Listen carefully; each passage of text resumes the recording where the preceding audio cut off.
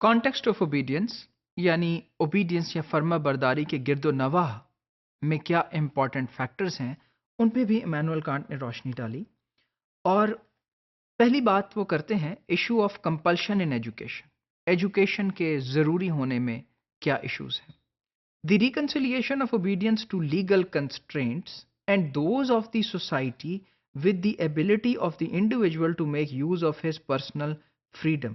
यानी एक प्रोसेस है रिकन्सिलिएशन का, आपस में एक रब्त का, of obedience to legal constraints यानी आप ओबीडियंट हैं उन लीगल बातों के लिए, उन मामलात के लिए जो बिल्कुल एब्सोल्यूट हैं, and those of the society with the ability of the individual to make use of his personal freedom. यानी रिकन्साइल आपने करना है कवानीन के साथ जो कि माशरे के बनाए हुए हैं, जो कि लॉज हैं, लेकिन उसके साथ साथ वो एबिलिटी भी हो जिसमें इंडिविजुअल अपनी खुद की पर्सनल फ्रीडम के बारे में ये समझ सके कि वो पर्सनल फ्रीडम भी मौजूद है उन कवानीन को फॉलो करते हुए।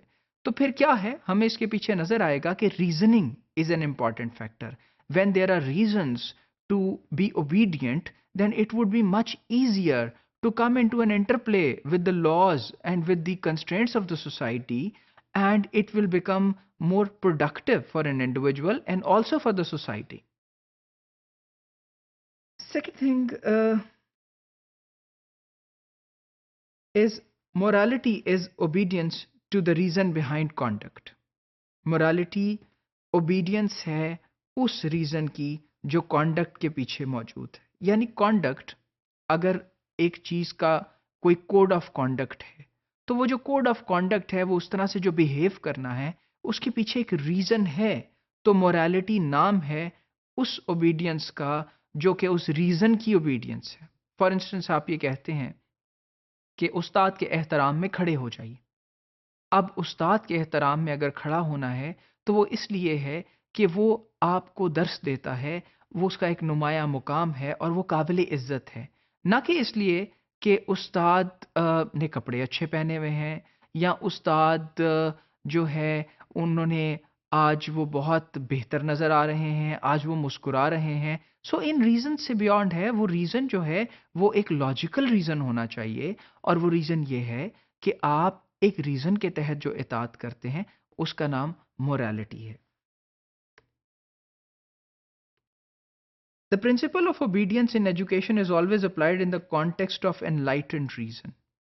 जिस तरह कि हमने अभी बात की कि enlightened reason वो रीज़न है जो आपको रोशनियों से मुनव्वर कर दे, आपको ये बताए कि असल रियलिटी और ट्रूथ क्या है दुनिया के अंदर।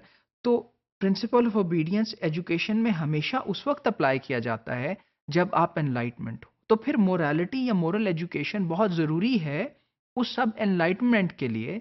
अगर एनलाइटनमेंट की ज़रूरत हमें है, जो कि ज़रूरी है ओबीडियंस के लिए, तो फिर हमें एक मोरल एजुकेशन की भी ज़रूरत है। और वो मोरल एजुकेशन बेस्ड है मैक्सिम्स के ऊपर और उन असूलों के ऊपर जो आपके अपने अंदर डेवलप होते हैं। In obedience to moral law, the fundamental fact is ethics and religion. Man finds proof of his freedom and of his membership in a moral order of the world।